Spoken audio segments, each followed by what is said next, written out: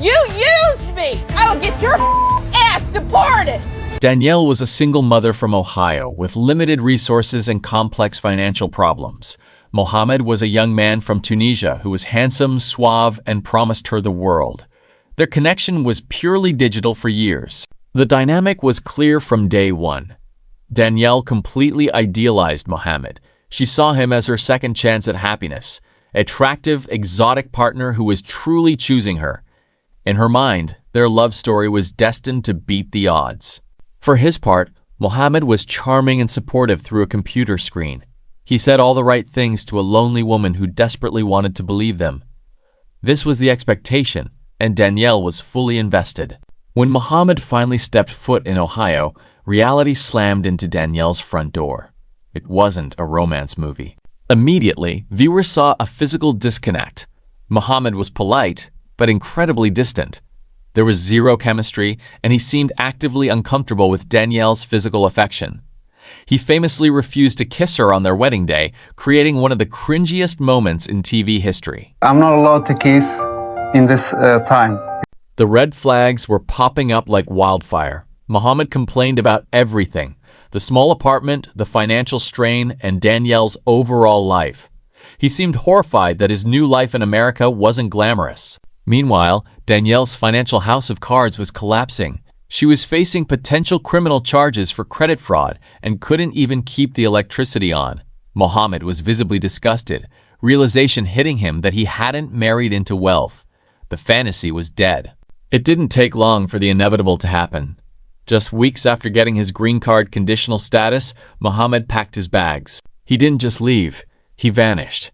He moved to Florida, started a new, seemingly single life on social media, and left Danielle back in Ohio with her financial ruins. This is when Danielle's true heartbreak and fury erupted. She realized she had been totally duped. She wasn't his fiancé. She was just his ride to a green card. And she didn't take it lying down. Danielle famously tracked him down, confronting him with the explosive accusation that became the meme heard round the world. You used me, Mohamed. You're a user. Mohamed, you used me! Now things get truly serious. Danielle was a woman scorned, and her revenge was a potential deportation. I will get your ass deported! She decided to file for an annulment of their marriage. If she could prove the marriage was fraudulent from the start, that Mohamed used her only to get into the country, he would lose his legal status and face immediate deportation back to Tunisia. The stakes were astronomical. Mohamed was terrified. Danielle was obsessed with validation. The resulting courtroom battle was less of a romantic drama and more of a legal thriller.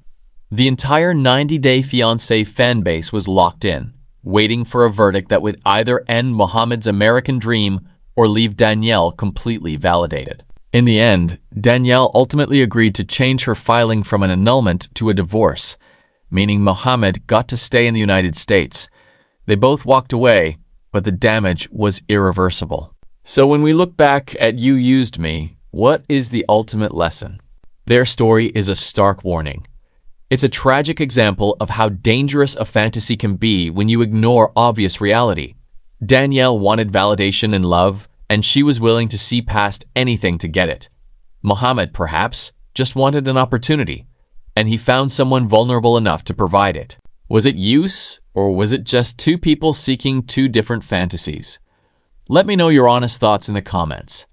Is Mohamed a user, or was Danielle delusional? I know you guys have serious opinions on this classic 90-day disaster. If you survived the cringe, make sure to hit that like button, subscribe to the channel for more massive reality TV deep dives, and share this video with a friend who appreciates toxic drama. Thanks for watching, and I'll see you next time.